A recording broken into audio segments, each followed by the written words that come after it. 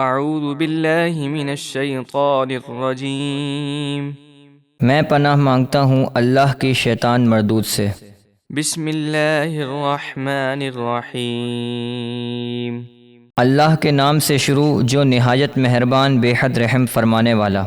وَقَضَى رَبُّكَ أَلَّا تَعْبُدُوا إِلَّا إِيَّاهُ وَبِالْوَالِدَيْنِ إِحْسَانًا إِمَّا يَبْلُغَنَّ عِندَكَ الْكِبَرَ أَحَدُهُمَا أَوْ كِلَاهُمَا فَلَا تَقُل لَّهُمَا أُفٍّ ولا تنهرهما وقل لهما قولا كريما۔ اور آپ کے رب نے حکم فرمایا کہ اس کے سوا کسی کی عبادت نہ کرو اور ماں باپ کے ساتھ اچھا سلوک کرو۔ اے بندے، اگر تیرے سامنے ان میں سے ایک یا دونوں بڑھاپے کو پہنچ جائیں تو ان سے اف تک نہ کہنا اور انہیں نہ جھڑکنا اور ان سے تعظیم اور ادب سے بات کرنا۔ واخفض لهما جناح الذل من الرحمة وقل رب ارحمهما كما ربياني صغيرا۔ اور ان کے لیے نرم دلی کے ساتھ عاجزی سے جھکے رہنا اور یوں دعا کرنا کہ اے میرے رب ان دونوں پر رحم فرما جس طرح انہوں نے مجھے بچپن میں پالا۔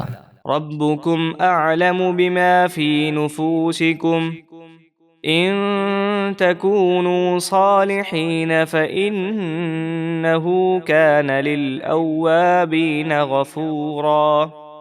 جو کچھ تمہارے دلوں میں ہے تمہارا رب خوب جانتا ہے، اگر تم فرما بردار ہوئے تو بے شک وہ توبہ کرنے والوں کو بہت بخشنے والا ہے۔ وآت ذا القربى حقه والمسكين وابن السبيل ولا تبذر تبذيرا۔ اور رشتہ داروں اور مسکین اور مسافر کو ان کا حق دو اور فضول یعنی ناجائز کاموں میں خرچ نہ کرو۔ ان المبذرین كانوا اخوان الشیاطین وكان الشیطان لربه کفورا۔ بے شک فضول خرچی کرنے والے شیطانوں کے بھائی ہیں اور شیطان اپنے رب کا بڑا ناشکرا ہے۔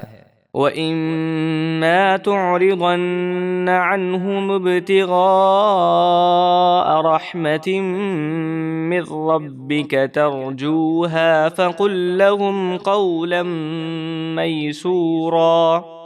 اور اے بندے، اگر تو اپنے رب کی رحمت یعنی مالی مدد کے انتظار میں جس کی تو اپنے رب سے امید رکھتا ہے مجبوراً ان ضرورت مندوں سے منہ پھیرے اور کچھ نہ دے سکے تو ان سے آسان بات کہہ دے۔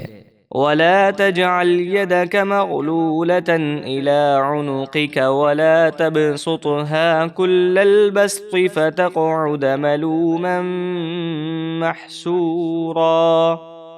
اور اپنا ہاتھ اپنی گردن سے بندھا ہوا نہ رکھ اور نہ اس کو پوری طرح کھول دے، ورنہ تو افسوس اور حسرت کرتے ہوئے خالی ہاتھ رہ جائے گا۔ ان ربك يبسط الرزق لمن يشاء ويقدر انه كان بعباده خبيرا بصيرا۔ بے شک تمہارا رب جس کے لیے چاہتا ہے رزق کشادہ کر دیتا ہے اور جس کے لیے چاہتا ہے تنگ کر دیتا ہے۔ بے شک وہ اپنے بندوں کو اچھی طرح جانتا اور خوب دیکھتا ہے۔